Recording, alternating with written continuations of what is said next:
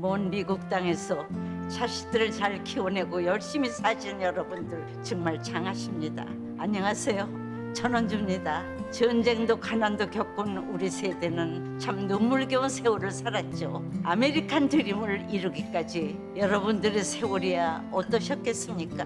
건강 관련 프로그램에 출연하면서 요즘 제가 깨달은 건요, 양 한 방을 잘 결합하는 게 최고의 건강 관리라는 겁니다. 클레버 케어, 메디케어 어드밴티지 플랜 아세요? 양방과 한방의 좋은 혜택들을 쏙쏙 뽑아서 제공해주는 똘똘한 플랜이더군요.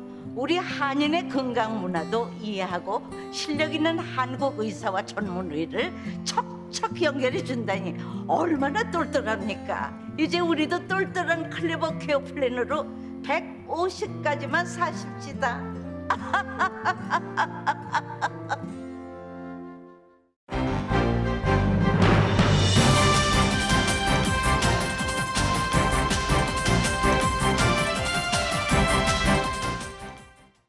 봄을 기다리는 설렘으로 행복한 2월 되시기를 라디오 서울이 응원합니다. 전국에서 지난 일주일 동안 코로나 바이러스에 감염된 어린이와 청소년이 110만 명에 이르는 것으로 나타났습니다. 코로나 백신 제조사 파이자가 식품의약국 FDA에 생후 6개월에서 5살 사이 아동에 대한 긴급 사용 승인을 신청할 예정입니다. 2월 말부터 접종이 가능할 것으로 보입니다. 개빈 뉴슨 캘리포니아 주지사와 에릭 가세트 LA 시장이 마스크를 착용하지 않고 찍은 사진이 논란이 되고 있습니다. 캐서린 바거 LA 카운티 슈퍼바이저는 마스크 착용 의무화에 대해서 회의적인 시각을 드러내며 이 마스크 착용 의무화 해제를 주장했습니다. 캘리포니아 주에서 추진하던 단일 의료보험 법안이 무산됐습니다. 법안을 추진하던 민주당은 통과될 가능성이 낮자 법안을 폐기했습니다. 캘리포니아 주 하원이 무면허 요양시설 운영 금지 법안을 통과시키고 하원으로 넘겼습니다.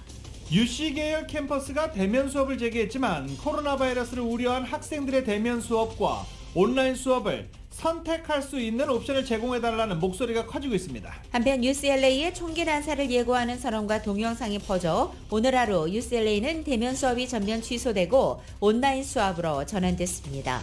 미 국방부는 북한에 잇따른 무력 시위로 인한 긴장 고조와 관련해 한반도에서 군사 대비 태세를 철저히 하고 있다면서 여전히 외교가 올바른 길이라고 입장을 밝혔습니다.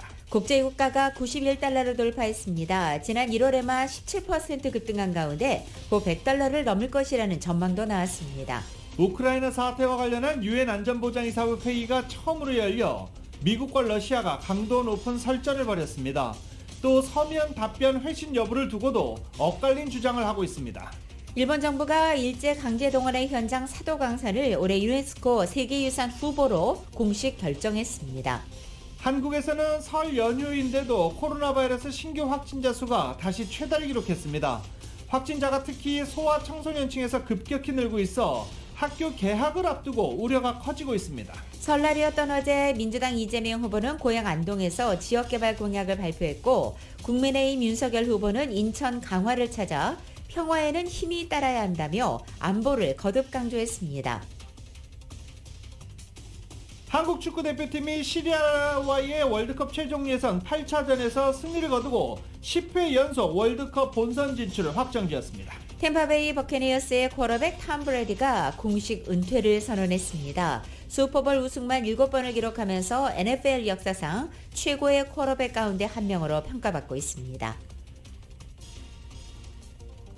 오늘 뉴욕 증시는 혼조세 기업 실적 발표를 앞두고 혼조세로 출발하고 있습니다. 원달러 환율은 오늘 현재 1205.5원입니다. 남가주 오늘 오전에 흐리고 오후 들어서 점차 햇살이 비치겠습니다. 한인타운 낮 최고 기온은 63도입니다. 이 시간 주요 뉴스는 공항에서부터 목적지까지 모바일 체크인과 첨단 공기순환 시스템을 통해 안전한 기내 환경과 여행을 제공하는 아시아나항공 제공입니다. 여러분 안녕하십니까? 김윤정입니다. 안녕하십니까? 유지승입니다. 2022년 2월 1일 화요일 라디오 서울 모닝 뉴스 2부입니다.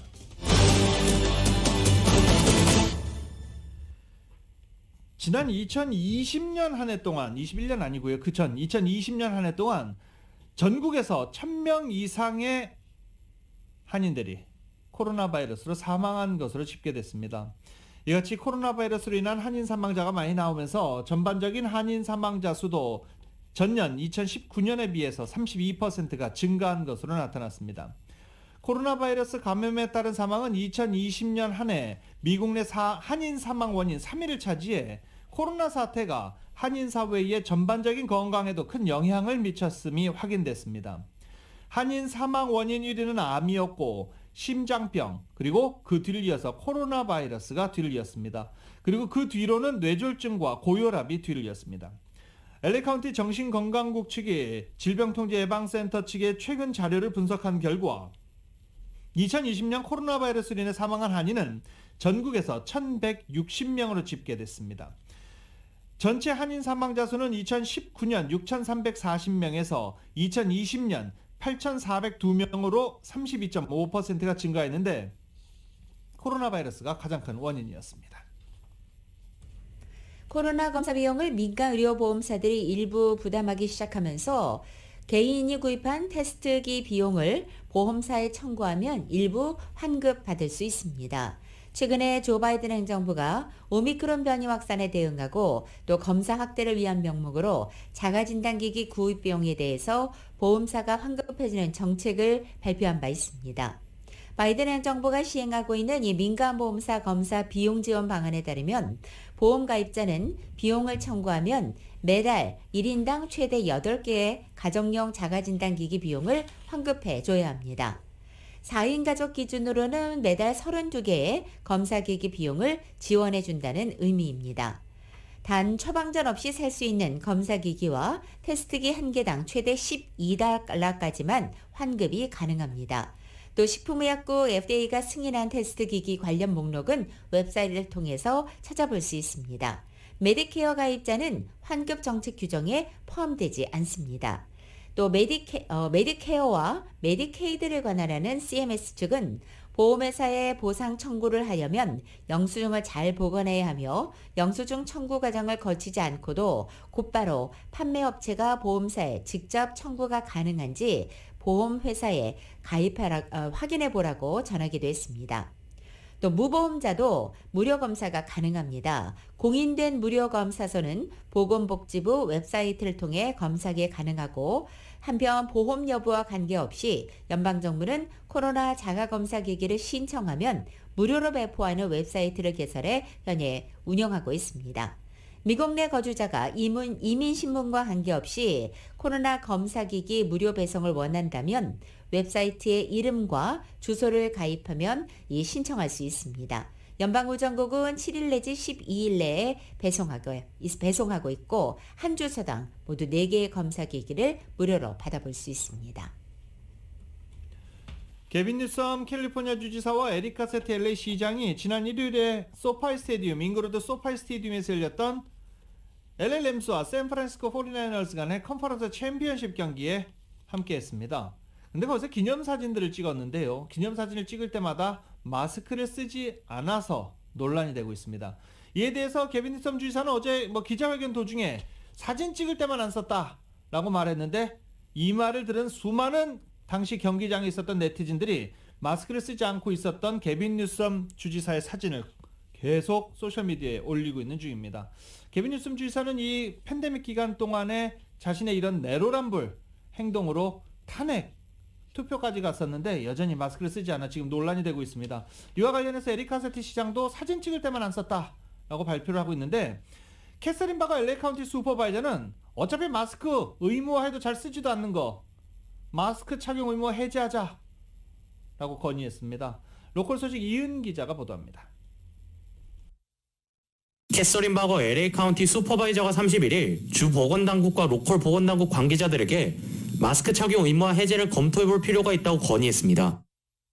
이는 30일 게빈 뉴섬 주지사와 에릭 가세티 LA 시장이 마스크를 착용하지 않은 사진이 SNS에 게시되면서 마스크 착용 문제가 입바에 오르고 있는 가운데 나왔습니다. 바거 슈퍼바이저는 이제 LA 카운티가 마스크 착용 의무화 조항을 없애야 한다며 장기간 이어지는 마스크 착용 의무화는 단속을 하지 않을 경우 어차피 큰 효과는 없다고 설명했습니다. 현재 LA 카운티의 경우 5,000명이 집결하는 대규모 야외 행사의 경우 마스크를 착용해야 되며 참가자들은 음식을 먹거나 음료를 마실 때만 마스크를 벗는 것이 허용됩니다. 한편 뉴섬지사와 가세티 시장 측은 사진을 찍을 당시에만 마스크를 벗었으며 소피 스테디움에서 진행되는 풋볼 경기 그 외 시간 동안은 마스크를 착용했다고 입장을 전했습니다. LA 카운티의 비즈니스 업체들이 마스크 착용과 관련한 지침을 잘 준수하고 있는 것으로 나타났습니다. 오미크론의 확산세로 지난달 17일을 기해 비즈니스 업소들은 실내에서 여럿이 함께 근무하는 경우 직원들에게 N95나 KN95 같은 성능이 좋은 마스크를 제공하도록 되어 있습니다. 1월 21일부터 27일 사이 LA 카운티 보건국이 1,400군데가 넘는 업체들을 방문해 실사를 벌인 결과 식당과 나이트클럽, 라운지와 브루어리, 호텔, 그로서리 마켓 업종에서 90% 정도가 업소 내에서 조업원과 고객의 마스크 착용, 고객들에게 백신 접종 카드 증명 확인 등 방역 지침을 잘 준수하고 있는 것으로 조사되었습니다. 피트니스 센터의 경우 80%가 종업원과 고객의 마스크 착용 지침을 잘 준수하고 있는 것으로 나타났으며 봉제 업종의 경우 준수율은 74%로 나타났습니다. 라디오 서울 뉴스 이은입니다. 지난 일주일 동안 미국에서 새로 코로나에 감염된 어린이와 청소년이 110만 명에 이르렀습니다. 이렇게 어린이 감염자가 폭증하자 미국 정부가 빠르면 2월 하순부터 5살 미만 어린이에 대한 백신 접종을 시작할 것으로 보입니다. YTN입니다. 태어난 지 석 달밖에 안 된 아이가 병상에 누워 치료를 받고 있습니다. 코로나19에 감염됐기 때문입니다. I'm just glad that it's not as bad with him, and I think it has a lot to do with us being fully vaccinated and me getting vaccinated while I was pregnant with him. 미국의 최근 어린이 청소년들의 코로나19 감염 상황은 심각합니다. 지난 일주일 동안 무려 110만 명이 확진 판정을 받았습니다. 전체 신규 확진자 중 4분의 1이 넘습니다. 이처럼 어린이 감염이 급증하는 이유는 백신 접종률이 낮기 때문으로 추정됩니다. Sadly, we are seeing the rates of hospitalizations increasing for children 0 to 4, children who are not yet currently eligible for COVID-19 vaccination. 이에 따라 미국 정부는 5세 미만 어린이에 대한 화이자 백신 접종을 서두르고 있습니다. 워싱턴 포스트는 미 식품의약국 승인을 거쳐 이달 하순쯤 백신 접종이 시작될 것이라고 전했습니다. 3회 접종 임상 데이터가 나올 때까지 기다리는 것보다 아이들에게 먼저 기본적인 접종을 하는 게 낫다는 쪽으로 의견이 모아졌다는 겁니다. 앞서 화이자의 임상시험에서는 저연령층에서 2차례 백신 접종만으로는 충분한 면역력이 생성되지 않았습니다. 이 때문에 화이자는 현재 3차례 접종을 염두에 두고 효능을 시험하고 있는 상황입니다. 영국도 최근 어린이 감염자가 급증하자 5세에서 11세 사이 감염 취약 아동을 대상으로 백신 접종을 시작하겠다고 밝혔습니다. 일본도 다음 달부터 5세 이상 어린이에 대한 접종을 시작하기로 했습니다. YTN 김영근입니다. 코로나 대유행 대응 과정에서 발생한 막대한 양의 의료 폐기물이 폐기물 관리 시스템에 부담을 가하면서 사람과 환경을 위협하고 있다고 WHO가 경고했습니다. WHO는 지난 2020년 3월부터 2021년 11월까지 유엔을 통해 보급된 개인보호 장비 약 8만 7천 톤에 달하며 대부분 사용 후 폐기됐을 것으로 추정하고 있습니다. 이 마스크나 코로나 바이러스 의료용품은 여기에 포함되지도 않았습니다. 또 전 세계 약 80억 회분의 백신이 접종되면서 주사기 바늘, 병, 보관상자 등 폐기물이 14만 4천 톤이 추가로 발생했습니다. 또 코로나 검사에 1억 4천만 개 진단키트가 사용되면서 2,600톤의 플라스틱, 73만 1천 리터의 화학 폐기물도 배출됐다고 WHO는 전했습니다. 폐기물 소각과 매립 시 인근 지역 사회를 오염시킬 수 있다는 우려도 제기했습니다. WHO는 코로나 대유행 전에도 의료시설의 약 3분의 1가량이 폐기물 관리 시설을 제대로 갖추지 못한 상태였다라고 전하기도 했습니다. WHO는 의료 폐기물 관리를 시급히 개선해야 한다며 낭비 없는 합리적인 사용, 그리고 포장재 덜 사용하기, 재활용 PPE 개발하기, 폐기물 관리의 일원화 등을 권고했습니다. 팬데믹 시작된 지 3년째입니다. 이제 와서 WHO는 이 같은 폐기물 관리가 필요하다라고 권고하고 있습니다. 식품의약국 FDA가 어제 모더나 백신의 전면 사용을 승인했습니다. 그동안 모더나는 긴급 사용 승인만 받은 상태였습니다. FDA는 2020년 12월 모더나 백신을 긴급 사용한 이후 전국에 모두 2억 회분의 모더나 백신 접종이 진행됨에 따라 어제 이 같은 결정을 내린 것으로 보입니다. 앞서 FDA는 파이자의 코로나 백신에 대한 전면 사용 승인도 내린 바 있습니다. FDA는 모더나 백신의 전면 사용 승인으로 더 많은 주민들이 백신 접종을 받길 바란다고 덧붙였습니다. 영국 정부가 자국 의료 종사자들에 대한 코로나 바이러스 백신 접종 의무화를 취소하는 방안을 검토하고 있습니다. 이 로이터 통신에 따르면 영국 보건장관 자비드 보건장관은 의회에 출석해 전염성은 강하지만 증상은 가벼운 오미크론 변이 유행과 맞물려 의료 종사자에 대한 백신 의무화 정책이 여전히 필요한지에 대한 협의를 시작하겠다라고 밝혔습니다. 협의 결과에 따라 해당 규제, 백신 접종 의무화 규제를 철폐하겠다라고도 말했습니다. 라디오 솔모닝 뉴스 2부 미국과 로컬 소식은 나눔 실천, 오픈뱅크가 생각하는 가장 가치 있는 투자입니다. 나눌수록 커지는 가치, 오픈뱅크 제공입니다.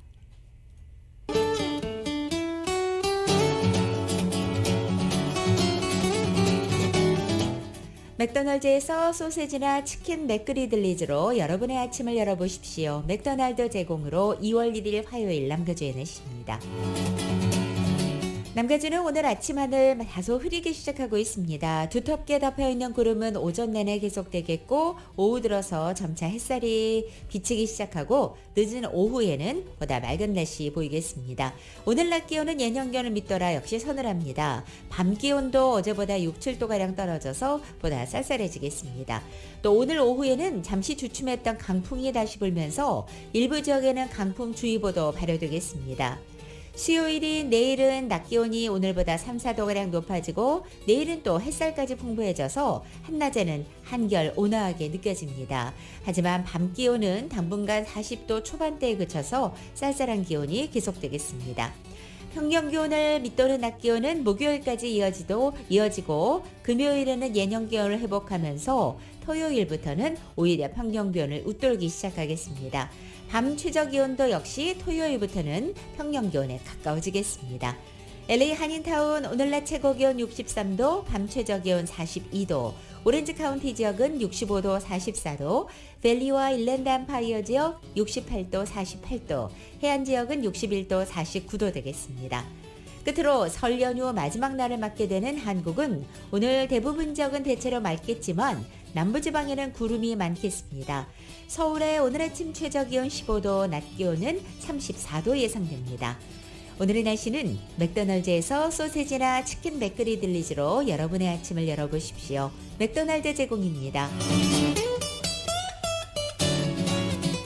라디오 솔모닝 뉴스 2부 이 시간은 1250만 불 교통사고 최고 보상 교통사고 전문 천재 변호사 리차드 호프만 메디케어 시니어를 위한 전문의 허가가 아주 빠른 한인 최고 최대의 서울 메디칼 그룹 기아는 미래를 기다리지 않습니다. 스스로 만들어갑니다. 기아 자동차 소중한 고객의 꿈을 위해 고객과 함께하는 US 메트로은행 공동 제공입니다.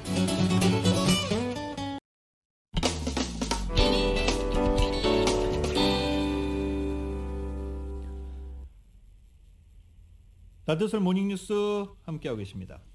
UCLA의 총기 난사를 예고하는 선언과 동영상이 나오면서 오늘 대면 수업이 모두 취소되고 원격 수업으로 전환됐습니다.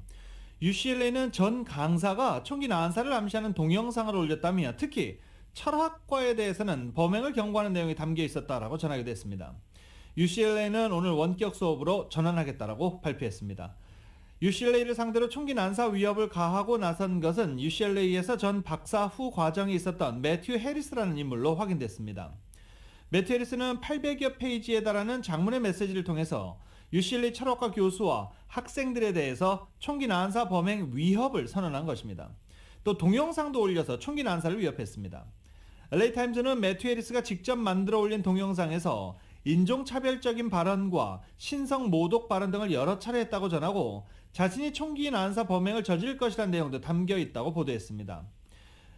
UCLA 학생들 상당수가 매튜 해리스로부터 총기 난사 위협 이메일을 받았는데 특별히 철학과에 대한 경고 내용이 담겨 있던 것으로 알려졌습니다.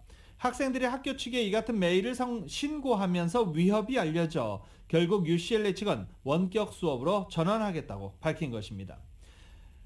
UCLA 측은 현재 매튜 해리스가 캘리포니아에 있는지도 불분명하지만 만에 하나 일어날 수 있는 상황에 대비하는 차원에서 모든 대면 수업을 원격 수업으로 전환한다고 밝혔습니다. 또 위험이 사라져 안전하다고 판단할 때까지 당분간 원격 수업을 진행하겠다고 밝혔습니다. 한편 오미크론 변이 급 확산세가 주춤해지자 UCLA와 UC 얼바인 등 남가주 지역 주요 UC 캠퍼스들이 어제 대면 수업을 재개한 가운데 일부 학생들은 온라인 병행 선택권을 요구하면서 반발하고 있습니다. UCLA와 UC 데이비스, UC 얼바인 등의 학생단체가 학생들이 직접 대면 수업이나 온라인 수업을 고를 수 있는 선택권을 달라고 요구하면서 이번 주 안에 하루는 수업 거부를 계획하고 있다고 어제 LA타임즈가 보도하기도 했습니다.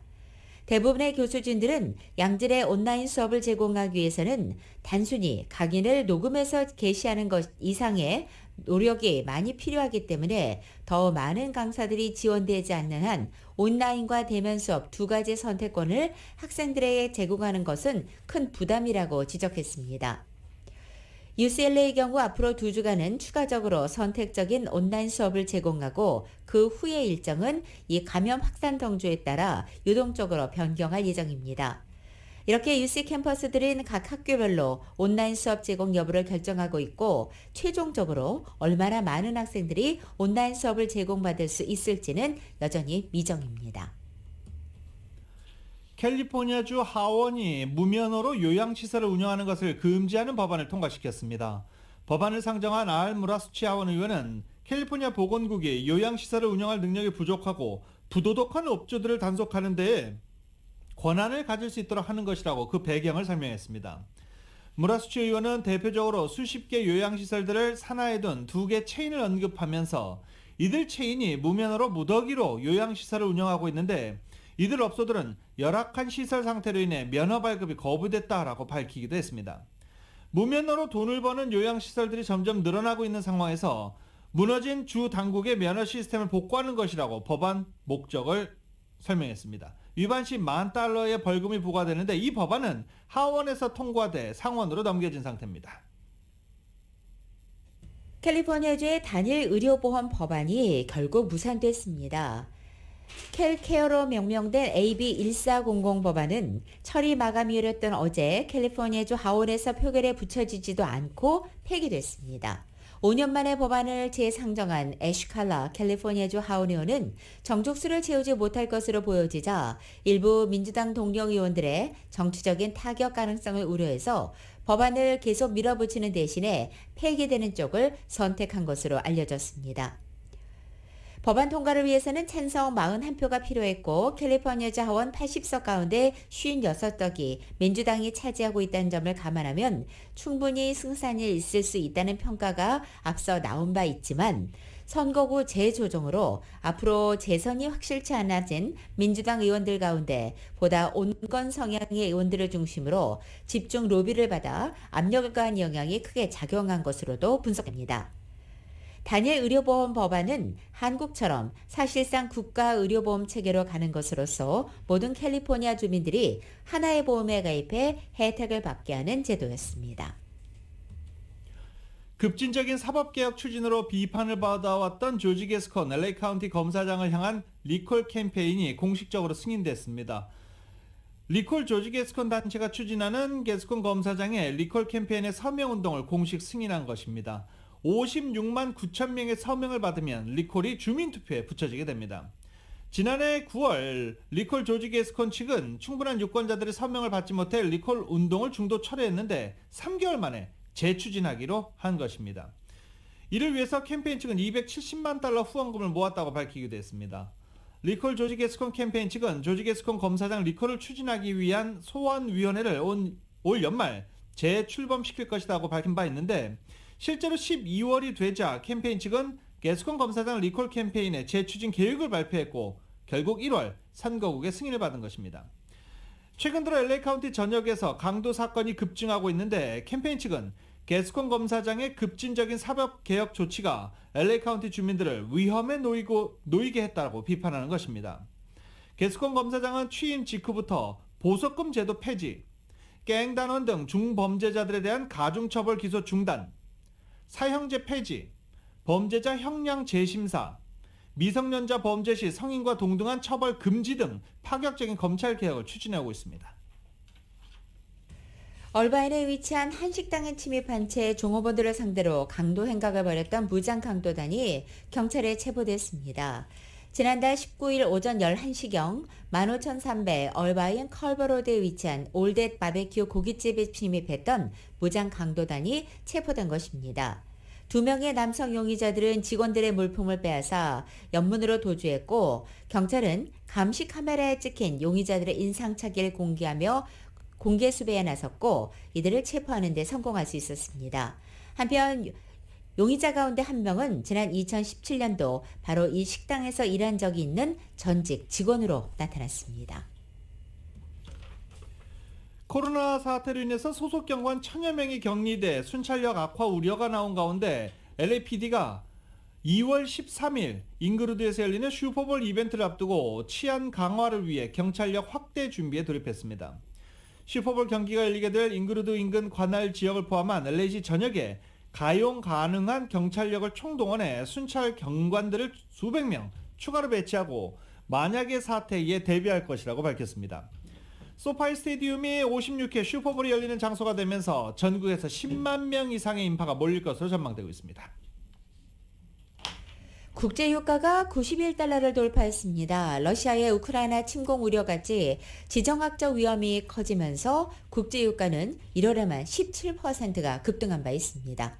YTN입니다. 브렌트유가 배럴당 91달러를 돌파했습니다. 3월 인도분 브렌트유는 1배럴에 1달러 18센트, 1.31% 오른 91달러 21센트로 1월 마지막 날 거래를 마쳤습니다. 이는 2014년 10월의 91달러 70센트 이후 7년여 만에 최고입니다. 브렌트유는 1월 한 달에만 약 17%가 상승했습니다. 서부 텍사스산 원유도 1달러 33센트, 1.53% 상승한 88달러 15센트를 기록했습니다. 이는 2014년 10월의 88달러 84센트 이후 7년 만에 최고입니다. 서부 텍사스산 원유도 1월 한 달에만 약 13달러, 17% 이상 급등했습니다. 이 같은 월간 상승폭은 2020년 5월 이후 최대입니다. 러시아의 우크라이나 침공 우려 등 지정학적 긴장이 고조되면서 공급 부족 우려로 국제유가는 고공행진을 이어가고 있습니다. 이에 따라 내일 열리는 오펙 플러스 회의 결과에 관심이 모아지고 있습니다.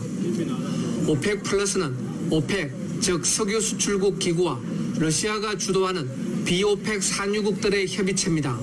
이번 회의에서 오펙 플러스가 기존의 매달 하루 40만 배럴 정산 계획을 유지할 것인지에 관심이 모아지고 있습니다. 원유 공급 부족을 해결하기 위해 오펙 플러스가 정산 규모를 이어가는 상황에서 러시아의 입장이 중요한 상황입니다.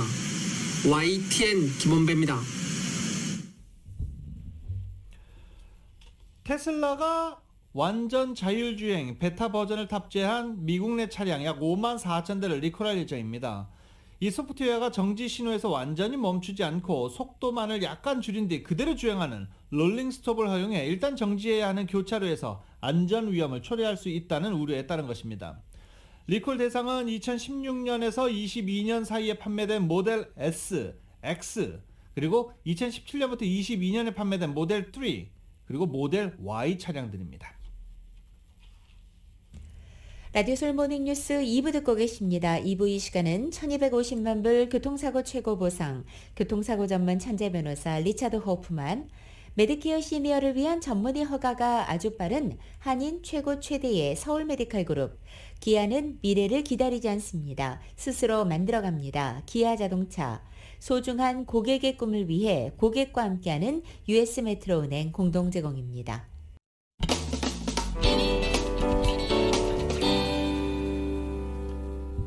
라디오솔 모닝뉴스 함께하고 계십니다. 코로나 상황 속에서 정신적인 어려움을 겪고 있는 한인들을 위한 우울증 극복과 자살 예방 온라인 세미나가 오는 17일 오후 7시부터 열립니다. 지금 달력 근처에 있으신 분들은 날짜 표시해 놓으시면 좋을 것 같습니다. LA 한인회와 오렌지 카운티 한인회, 한국경희의료원이 공동 주최하고 서강대학교 산학협력단 K더범이 주관하는 이번 웨비나에는 한국의 정신과 전문의 경희의료원 백종호 교수가 나와서 정신건강의 중요성을 설명하고 개별 상담도 진행할 예정입니다. 이번 웨비나는 줌 화상회의를 통해서 함께 시청할 수 있으며 LA 한인회 유튜브 채널에서도 생중계될 예정입니다. ASQ 한인금연센터에서 한인들의 금연을 돕기 위해 캠페인을 개최합니다. 센터 측은 한국어를 구사하는 금연 카운슬러가 개개인에게 적합한 금연 방법을 찾아주고 또 2주일치의 니코틴 패치도 무료로 제공한다고 밝혔습니다. 금연 보조약품의 사용 방법과 또 금연에 도움이 되는 팁, 또 금연에 도움이 되는 도구에 대한 도움 또한 받을 수 있습니다. 무료로 금연 서비스를 받고 싶은 주민들은 웹사이트에 방문해 등록을 하거나 전화 1800-556-5564 1800-556-5564번으로 연락하시기 바랍니다. 얼바인시가 오렌지 카운티 유나이티드 웨이와 파트너십으로 $60,000 미만의 소득 가정을 대상으로 2021년 무료 세금 보고 서비스를 제공한다고 합니다. 자격은 얼바인에 거주하거나 또는 근무, 학교에 다니는 사람들이 대상입니다. 이들은 IRS로부터 훈련을 받았거나 자격을 갖춘 자원봉사자들로부터 도움을 받게 됩니다. 무료 세금 보고 서비스는 4월 6일까지 매주 수요일 정오부터 오후 7시까지 사이프레스 커뮤니티 파크에서 제공됩니다. 예약을 반드시 해야 됩니다. 예약은요, 오렌지 카운티 유나이티드 웨이 1888-434-8248 1888-434-8248번으로 하면 됩니다. 남가주 한국학원 산하 주말 한국학교가 2022학년도 2학기 개학을 학교별로 시작합니다.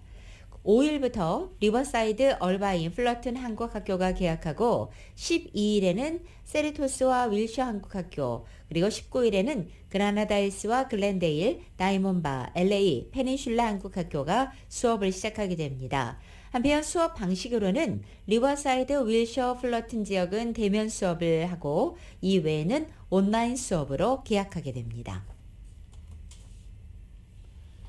지난해 부동산 업계에서 활동한 한인 부동산 에이전트 수가 16년 만에 가장 적은 것으로 나타났습니다. 코로나 사태가 2년 넘게 지속되면서 영업활동에 제약을 받고 있는 데다가 신규 부동산 에이전트 유입이 급감한 것이 원인입니다. 김희영 부동산에 따르면 지난 1년간 한인신문에 광고를 게재하면서 활동한 부동산 에이전트는 총 418명으로 집계됐습니다. 김희영 부동산이 이 같은 에이전트들 광고를 통계 분석 시작한 2006년 이후 가장 적은 수치입니다. 지난해 한인 부동산 에이전트 수는 전년인 2020년 562명에서 144명이 감소해 34%의 감소율을 보이기도 했습니다. 한인 부동산 에이전트 수가 가장 많았던 2015년 562명과 비교하면 49.5%가 감소한 것입니다. 김희영 부동산의 김희영 대표는 코로나 사태로 방역 조치로 대면 영업이 제한을 받는 상황이 원인 중에 하나다. 또 주택 가격이 너무 오르면서 매물 부족 현상이 극심한 상황에서 거래가 줄자 에이전트들이 수입이 급감한 것이 또 다른 요인으로 작용했다라고 설명했습니다. 신규 부동산 에이전트 유입이 줄어들고 있는 것도 전체 한인 부동산 에이전트의 감소의 기본 토대가 되고 있습니다. 지난해 1년 이하의 경력 기간을 보유한 신규 부동산 에이전트의 수는 92명으로 22%지만 이 중 49명은 이직했다가 다시 복직한 케이스여서 순수 신규 에이전트 수는 크게 줄었다는 설명입니다. 코로나 팬데믹으로 지난 2년간 무산됐었던 LA 한인축제가 올해는 3년 만에 개최될 전망입니다.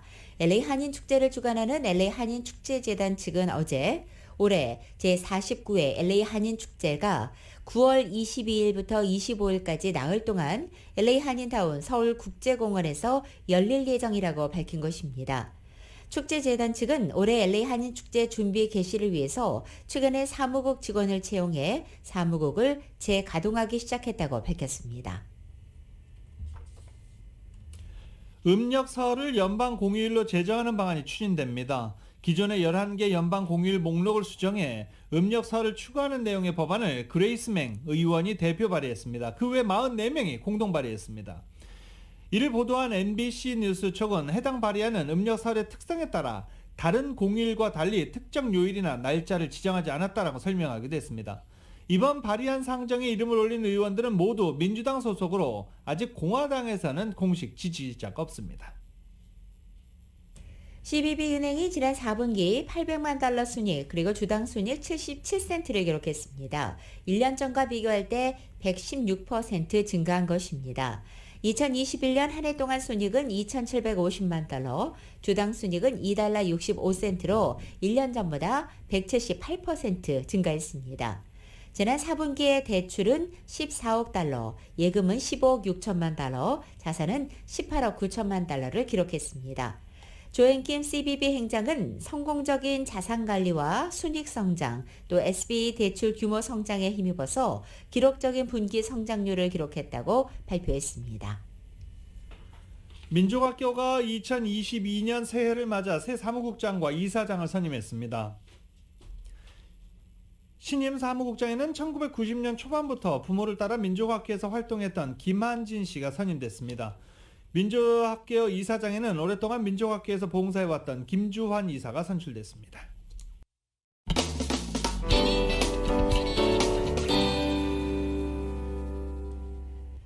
일제 강제동원의 현장인 사도광산을 일본 정부가 올해 유네스코 세계유산 후보로 공식 결정하고 말았습니다.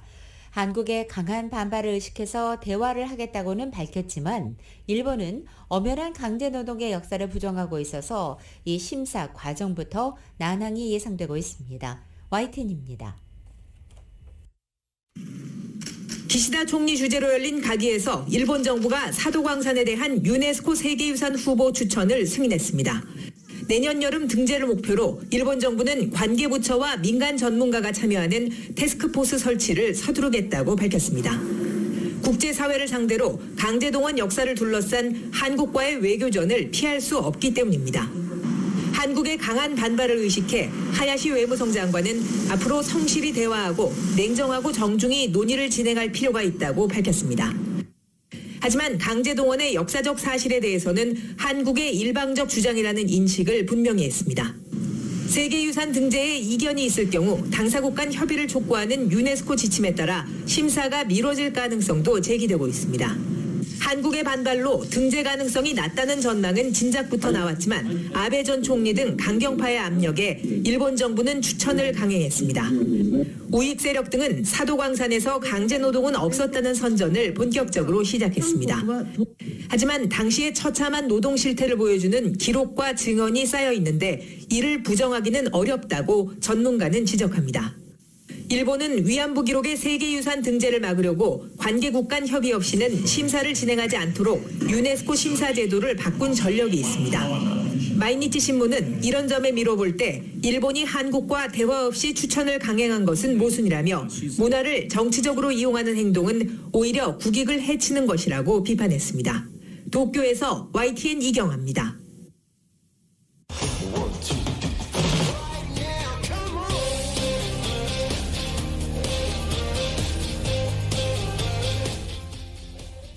자두술 모닝뉴스 스포츠 소식입니다. 스포츠 소식은 전문가가 추천하는 이민법과 가정법 전문 재인정 종합법률사무소 제공입니다. 오늘 새벽에 열렸던 한국 축구대표팀과 시리아 간의 카타르 월드컵 아시아 최종 예선 8차전에서 2대0으로 승리를 거뒀습니다. 그러면서 한국 축구가 10회 연속 월드컵 본선 진출이라는 위협을 달성했습니다.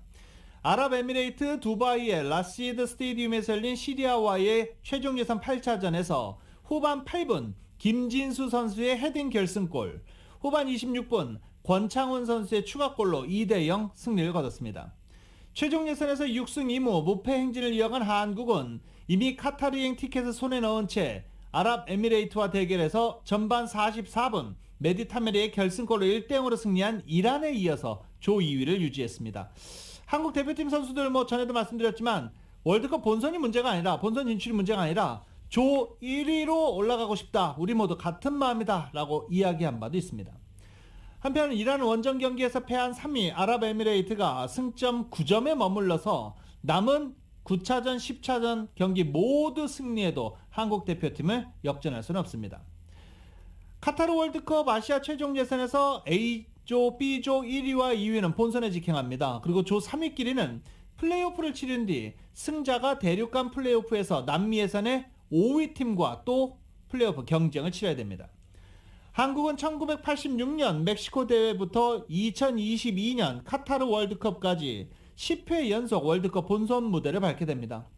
처음 출전했던 1954년 스위스 월드컵을 포함하면 통산 11번째 월드컵 본선 진출에 성공했습니다. 올해로 22회째를 맞는 월드컵에서 10회 연속 월드컵 진출, 이 월드컵 본선 진출을 이룬 나라는 한국이 세계에서 6번째입니다. 역대 최다인 5번이나 우승을 차지한 브라질이 1930년 우루과이 대회부터 올해 카타르 대회까지 단 한 번도 거르지 않고 22회 연속 월드컵 본선에 참가합니다. 4회 우승국인 전차군단 독일이 18회, 4차례 챔피언에 오른 이탈리아가 14회, 아르헨티나가 13회, 스페인이 12회 연속 본선 진출에 성공했습니다. 그 다음이 한국입니다. 한국은 카타르 월드컵 본선 진출을 결정한 15번째 국가가 되기도 했습니다. 들으신 것처럼 한국 축구가 2022 카타르 월드컵 본선 진출을 확정하면서 대표팀의 최고 스타 손흥민 선수의 생애 3번째 월드컵 무대를 눈앞에 두게 됐습니다. 지난 2번의 월드컵은 손흥민에게 눈물로 남은 바 있습니다. 이 넘치는 승리욕에 걸맞는 결과를 얻지 못할 때 눈물로 표출하는 일이 잦은 손흥민 선수는 대표팀의 막내로 갔었던 2014 브라질 월드컵과 에이스로 거듭나 향했던 2018년 러시아 월드컵 때 모두 그라운드에서 울음을 터뜨린 장면이 깊게 각인된 바 있습니다. 이 러시아 월드컵 이후 부임한 파울루 벤투 감독 체제에서 주장으로 신임을 얻게 된 손흥민은 소속팀에서 EPL 정상급 공격수로 우뚝 서면서 이 한국 축구의 위상을 높일 뿐만 아니라 이제 카타르 월드컵 본선행에 직접 앞장서게 됐습니다. 2차 예선과 최종 예선에서 3골씩을 넣어 한국의 이번 월드컵 예선 최다 득점자 중에 한 명으로 이름을 올리고도 있습니다. 특히 지난해 10월 이란과의 최종 예선 4차전 원정에서는 선제골을 터뜨려서 2009년 박지성 이후 12년 만에 한국의 아자디 스타디움에 득점을 남기기도 했습니다. 지난달 초부터 손흥민이 다리 근육 부상을 겪으며 본선 진출을 확정한 이번 최종 예선 원정 2연전에는 참가하지 못했지만 한국의 10회 연속 월드컵 본선 진출의 대업을 달성한 데에는 손흥민의 공을 빼놓을 수 없다는 분석이 대두적입니다. 주장의 완장을 차고 향할 가능성이 큰 이 카타르 월드컵에서는 눈물 대신 이제 미소를 보일 일만 남았다는 평가입니다. 탐 브래디 가만히 앉아서 내 인생을 되돌아보니까 은퇴를 결심했다. 오늘 전 주요 뉴스의 탑 헤드라인 탐 브래디의 은퇴 소식입니다. 템파베이 버캐니어스의 탐 브래디가 은퇴를 선언했습니다. 탐 브래디는 22년간 NFL 쿼터백으로 뛰면서 슈퍼볼 우승을 무려 7번, MVP 3차례, 슈퍼볼 MVP 5차례, 누구도 범접할 수 없는 업적을 남겼습니다. 슈퍼볼 7번 우승은 NFL 역사상 개인 최다 기록입니다. NFL 역사상 최고의 선수로 평가받는 탐 브래디는 뉴 잉글랜드 패트리어츠 시절부터 45살까지 뛰는 게 꿈이다라고 했는데 올해 45살입니다. 템파베이 이적 첫해 팀을 슈퍼볼 우승으로 이끈 뒤에는 50세, 50살까지도 뛰는 것을 고려해보겠다라고 목표를 상향 조정했는데 결국 오늘 오전 자신의 인스타그램을 통해서 은퇴를 발표를 했습니다. 탐 브래디가 이끄는 템파베이는 지난 디비저널 라운드에서 LA 램즈에게 27대 30으로 역전패를 당한 바 있습니다. 역전패가 아니었죠. 이게 동점까지 가기는 했었는데 아쉽게 3점 차로 패한 바 있습니다. 슈퍼볼 8회 우승 도전이 좌절된 탐 브래디는 향후 계획에 대해서 가족이 최우선 순위가 될 것이다 라고 밝혀서 은퇴설 불을 지폈고 결국 오늘 은퇴를 발표했습니다. 지난 소치 동계올림픽 당시 러시아로 귀화해서 빅토르 안으로 불리우는 안현수 선수가 이제 베이징 동계올림픽에서 개최국인 중국 쇼트트랙 대표팀 코치를 맡아서 주목받고 있습니다. 어제 훈련에서 한국 대표팀과 만나 눈길을 끌었다고 합니다. KBS의 보도입니다. 한동안 베일에 가려있던 중국 쇼트트랙 대표팀이 오늘 밤 공개 훈련을 가졌습니다. 중국 대표팀 코치를 맡은 안현수도 마침내 모습을 드러냈습니다. 우리나라 쇼트트랙 대표팀 안중현 코치와 반갑게 만나 장비를 건네기도 했습니다. 안현수는 다른 코치와 달리 직접 선수들과 스케이트를 타며 중국 대표팀을 지도했습니다. 특히 계주 종목에서 세밀하게 지도하는 모습이 인상적이었습니다. 안현수는 평창올림픽 때 우리 대표팀 사령탑이었던 김선태 감독과 함께 약 1시간 동안 중국팀 훈련을 지휘했습니다. 우리 대표팀은 중국을 의식하면서도 집중력을 잃지 않았습니다.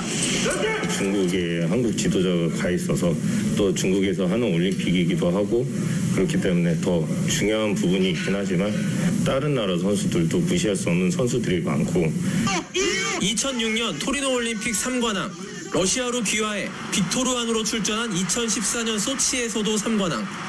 안현수는 베이징 올림픽을 앞두고 김선태 감독과 함께 중국 대표팀의 러브콜을 받아 이번에도 우리 대표팀과 정면 승부를 펼치게 됐습니다.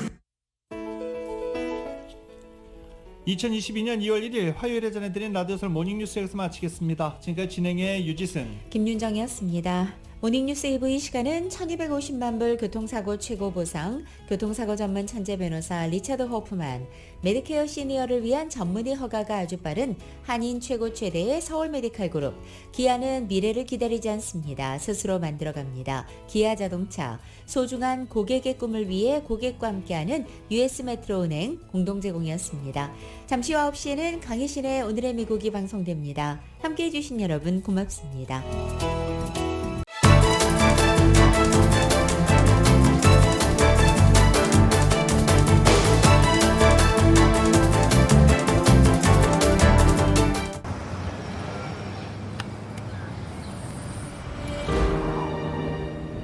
아직 쓰여지지 않은 스토리. 그 스토리를 완성하기 위해서는 새로운 아이디어를 찾아 움직여야 합니다. 우리의 움직임, 그것은 차세대 전동화 차량을 만드는 것입니다. 당신의 새로운 영감을 찾아서